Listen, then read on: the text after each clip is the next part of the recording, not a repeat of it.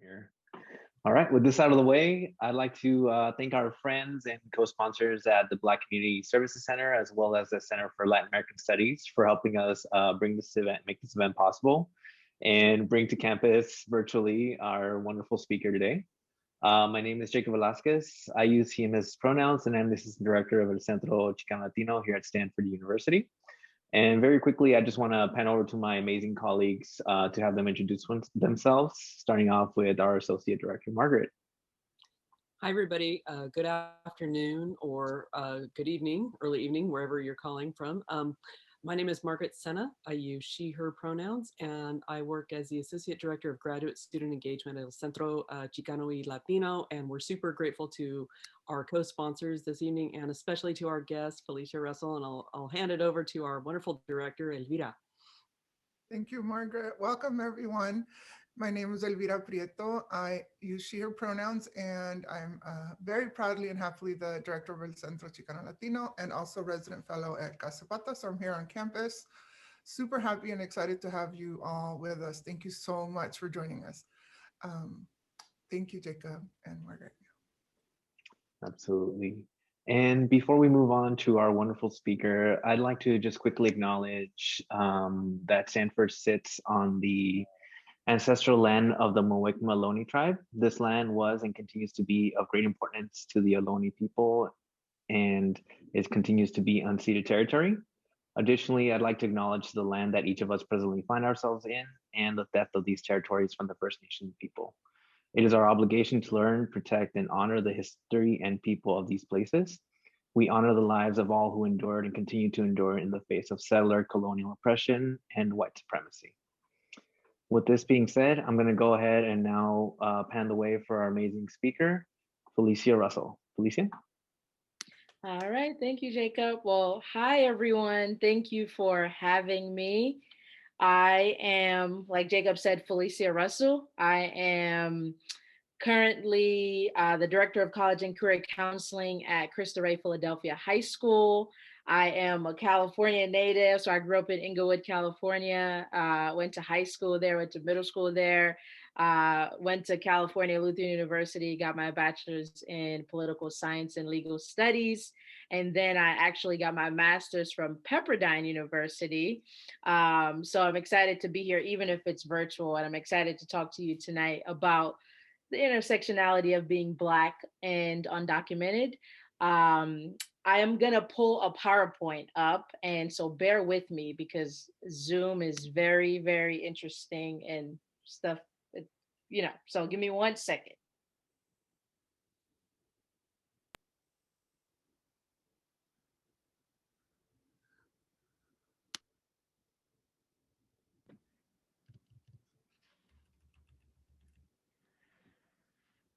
All right.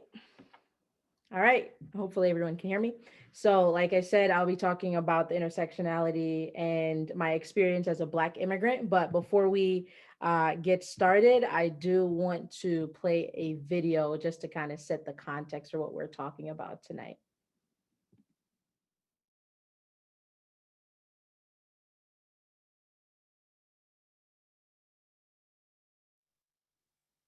All right.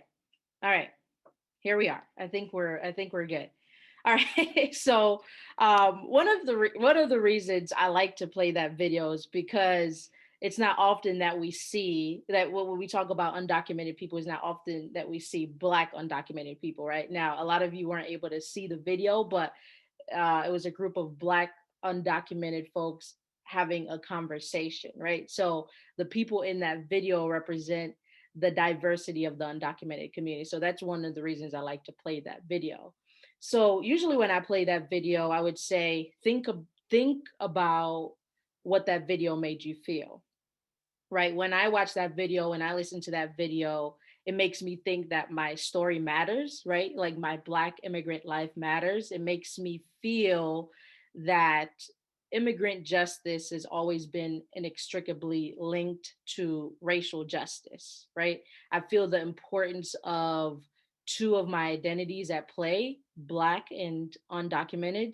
And when thinking about both identities, there is not one without the other, right? Both of my identities do not function in isolation, right? So my immigrant status as a Black undocumented person cannot function on its own. And my Blackness in isolation is not the full story, right? So both identities are functioning on their own. Then our community is perpetuating the circumstances that allows for Black undocumented people to be deported at alarmingly disproportionate rates. So the conversation we're having tonight is framed around the question, how can we make this more than a Latino Latina issue? Essentially, how can we bridge the gap within the undocumented community? So I challenge you to think about this question tonight, not just for these next 30 minutes, but beyond this evening. So what tonight's gonna look like, I'm just gonna share a little bit about myself, my research, the work I'm doing with Embracing Undocumented, and then I'm going to take a stab at the question, how can we bridge the gap within our community? So why me? Why do I feel compelled to talk about being Black and undocumented in America? To be honest with you, I feel compelled to talk about it because I feel like I only know about my experience as a Black undocumented person. And I want to know more about other experiences. Yet my story is an integral part of the equation for me. For so long, I was afraid to share my story, afraid to let people know that I was undocumented, right? As a senior in high school, the first time I spoke the words was when I opened my counselor's door, Mr. Torres, and told him about my secret, right? I remember it vividly, going into his office and closing his door, scanning the room to make sure it was safe, and then disclosing this burden I had been carrying on my shoulders since I was 15 years old. It was like a weight had been lifted off my shoulders. But before that critical moment, my story starts in Jamaica. So my mother immigrated to the US from Jamaica when I was very young. She wanted to provide a better life for her children. Me being one of those children, I was brought to America when I was about 12 years old. At 12 years old, leaving Jamaica was the most exciting thing that was happening to me at the time. I had seen enough movies to know that America had big buildings and snow and a lot of fast food, all things that were very appealing to me, right? So as a 12-year-old, I had no problem saying goodbye to my small village in Jamaica. And when I got to the US, Inglewood, California to be exact, I soon realized the obstacles that I faced in the land of opportunities. As a young teenager, I played basketball and really excelled in my academics. But when I was a sophomore in high school, I noticed I didn't have a social security number. Without documentation, I found myself in a precarious position as a high school student. I hid my undocumented status from everyone. I thought it was the worst thing I could be. But as the load got heavier to bear, I had to tell someone, and my counselor had been pushing me to apply to colleges. So I figured he was the best person to tell. Mr. Torres heard my story, and he reassured me that my story was just the beginning and that my undocumented status would not define me. Instead, it would create opportunities for me. So Mr. Torres's words served as motivation, right? So, but I still found myself applying to colleges without access to state and federal financial resources that were available to my peers. My only opportunity to receive funding for my education was from private scholarships. To make matters worse, though, because I am a Black immigrant, the scholarships intended for undocumented students were often closed to me because I was not from a Hispanic country. In those moments, my undocumented status was further pronounced, right? But even though those doors were closed to me, another one opened and I was awarded a sizable scholarship to California Lutheran University that made my transition to college possible. But my scholarship did not guarantee that I could attend college that fall. It was with the support of a pastor and his family, church members, my mom, the VP of enrollment at CalU, and an upper middle class white family who were CLU alums that made it even possible. I was pumped to be a college student that fall. But while I was at CalU, I struggled to connect with the undocumented community. not because they weren't supportive, but because I was often the only Black person in any of the spaces designated for us. So I would go to classes, the students would be predominantly white. Then I would go to these spaces that were for us and still felt uncomfortable. There were no representation of Black immigrants at those meetings, at the events, or any of the programming. I would then go to BSU, Black Student Union meetings, and felt justified in my Blackness. But no one at those meetings were talking about immigration or status. It was as if both parts of my identity had to function on their own. So I stayed away from the clubs, which is not advice I would give to anyone, but that's what I did. And I hid in the shadows, held my head down, and in 2013 graduated from CLU with top honors, but no connection to the undocumented community and barely a connection to my Black peers. After graduation, my dream was to go to law school. I wanted to be an immigration lawyer. I saw that career as a way to serve my community. I was accepted into a few law schools, but was soon hit with the reality that I could not afford law school because I could not get loans or federal aid. I mean, I committed to law school, y'all. I was determined, but not even my determination could muster up the tuition. So I had to pivot. Instead, I pursued my master's in public policy at Pepperdine University with another scholarship. But again, it was not enough. So to fund my education, I had to work overtime. I had an assistantship with the Intercultural Affairs Office. I worked at Jamba Juice, McDonald's. I worked in the library, and I even drove the shuttles around campus. I don't know if anyone's ever been to Pepperdine's campus, but it's very mountainous. And so we have shuttles on campus that we take students to class. I was driving those shuttles. Um, but despite all of those challenges, I remained focused and resourceful. And with a bit of opportunity and faith, I carved out a path that enabled me to accomplish my goals. And I graduated from Pepperdine in 2015 with my master's in policy. So, with the support of others and after much hard work, I had achieved 2 degrees and was able to be employed with a work permit because of DACA. By my own standards and by society's expectations, I was successful. But with the rise of Trump, DACA was rescinded and my life felt like it was in limbo. It was then I decided I needed to do more. I wanted to use my voice and believed it was a unique one. I asked myself the question, how could I use my experience to support other undocumented students? Other undocumented students who might not have made it as far as I did, especially Black undocumented students. So in 2018, I applied to Temple University as a doctoral student to study this topic. And as you can imagine, I'm still facing significant barriers because I still don't have access to aid. This leads me to the research I'm doing now. As you all know, undocumented students grow up with legal access to public education, but we face legal, structural, and financial barriers to higher education. A small number of us make it to college on scholarships and private loans, like myself, like others, but we continue to face a lot of challenges. We get to campuses and realize there is no staff member who understands our story. And for me, I'm often in fear outside of the classroom because of my skin color. So I wanted to learn more about the experiences of Black undocumented people because I have this deep sense of commitment to bring justice to the powerless, underserved, and marginalized. And I have a mission to bring visibility to Black undocumented people. So you might be thinking, well, why not just focus on the experiences of all undocumented students? We all struggle.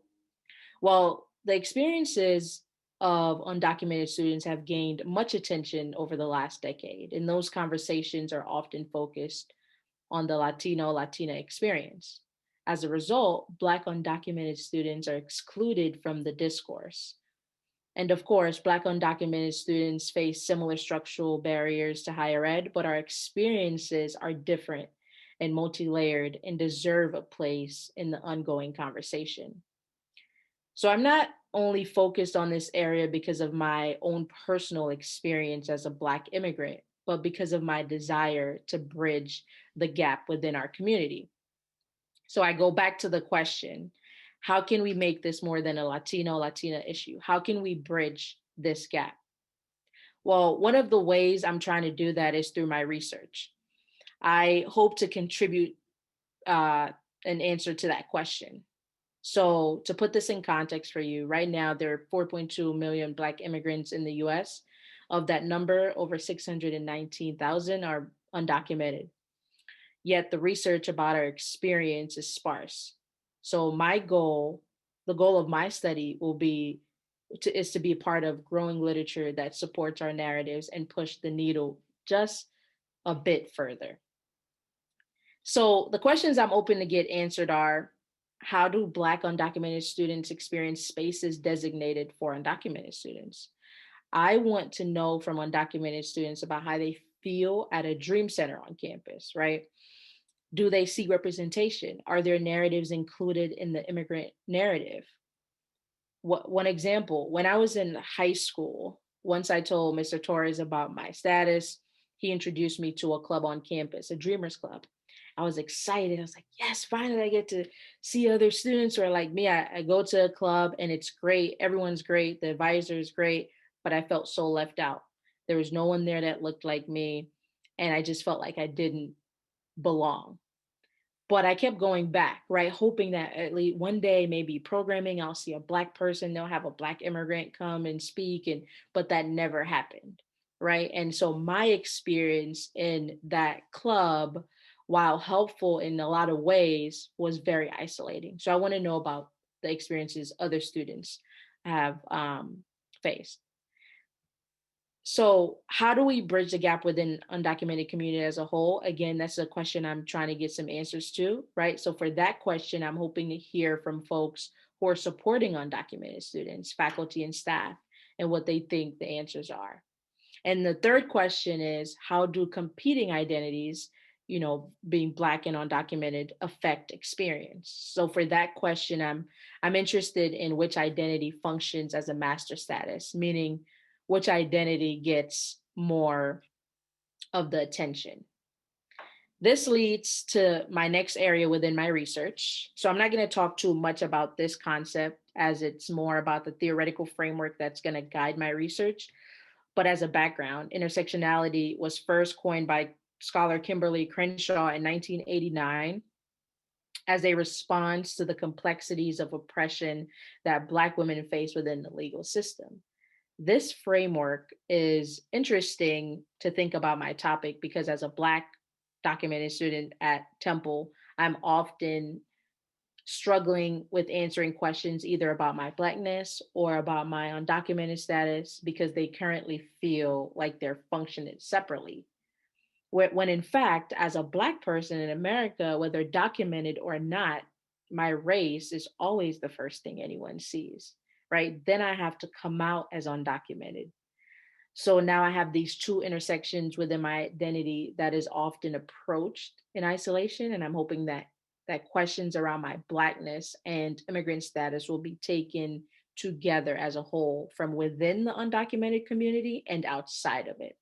That's a long way of saying intersectionality. The intersectionality lens can help me with finding out more about the experiences of other Black undocumented students and how they navigate those statuses as well. So what have I learned so far? For context, I am in the proposal stages of my research, so not at the finish line yet. And I've yet to interview other Black undocumented students, but I'm knee deep in the research, and I would like to share with you some of the issues that are at the forefront. I do want to make it clear that I'm not saying we should not focus on the Latina undocumented population, because they do comprise over 3/4 of the 10.5 million undocumented immigrants currently in the US. So of course it makes sense that the discourse is centered around their experiences. But it is vital to note that because they do make up a large portion of the population, then Black undocumented people and other groups within the community rarely gets the attention that we so desperately need and require in order to push the needle.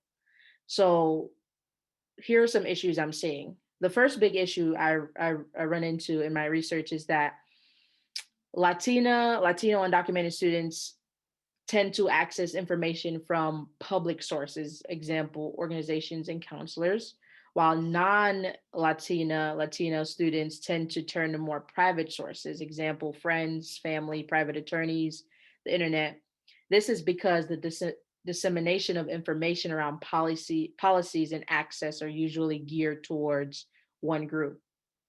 The second issue I'm seeing is that financial resources are largely geared towards the Latino community, with relatively few being available in non-Latino communities. This is because the majority of the organizations who offer scholarships are rooted within the Latino community.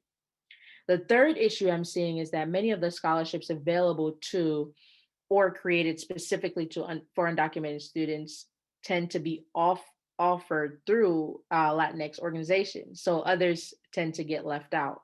And finally, organizations that aim to provide support for undocumented students often focus on the largest group of students, which is the Latina students, which leads to obstacles for students who don't identify as that.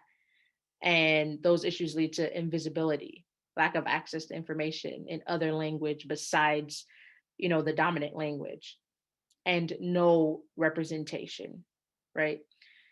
Now, these are just four issues I've seen so far. It does not mean they are the only ones that exist, but all of these barriers force me to want to do more with this topic. So beyond my work at Temple, I've started embracing Undocumented, my own work to support our community. I founded Embracing Undocumented in 2019 because I was tired of not seeing myself in our community, but I knew we existed. Also, I wanted to figure out a way to give back to my community. I thought about how I navigated my status and my identities and wanted to highlight what was critical for me, what worked for me, and figure out a way to give it back to others. So, what do we do at Embracing Undocumented? We connect, promote, and spread. So, we connect undocumented students with mentors who are accomplished in their fields of interest. The reason for this is because mentors and strangers were a big part of my upward mobility, per se. So without the support of others, I wouldn't be where I am today. And I want to provide all undocumented students with an avenue to find a mentor who can really serve as a support system for them. We also promote the visibility of Black undocumented people through narratives. So stories like mine are often left out of the conversation, but we are an important part of the narrative. According to the Center for Migration Studies, although the narrative around immigration usually focuses on the Latinx people crossing the southern border, Black immigrants from the Caribbean and from Africa comprise a significant and growing part of the story of immigration in the US. We also spread insight about transformative practices for working with undocumented students. So we provide training for teachers, counselors, advisors, and higher ed professionals to make sure they are undocu competent to work with undocumented students. And finally, we provide scholarships to undocumented students. And we started with my alma mater, Cal Lu, because they were so instrumental in my life.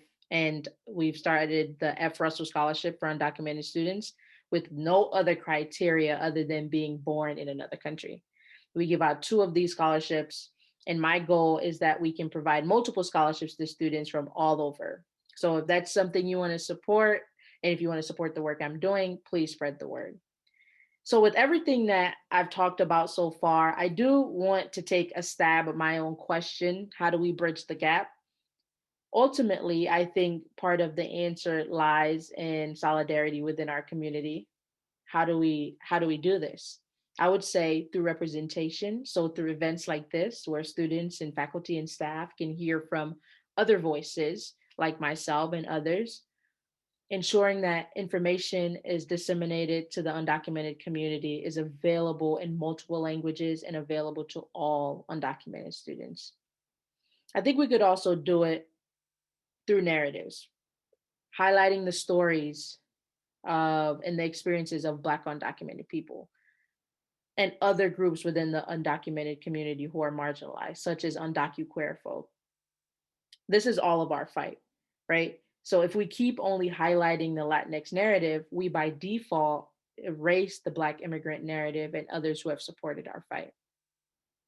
Finally, I think we could do this through collaboration, collaborating with the Black Lives Matter movement, Undocu Black, Baji, which is the Black Alliance for Just Immigration, and other non-immigrant communities in order to strengthen our ties and widen our reach.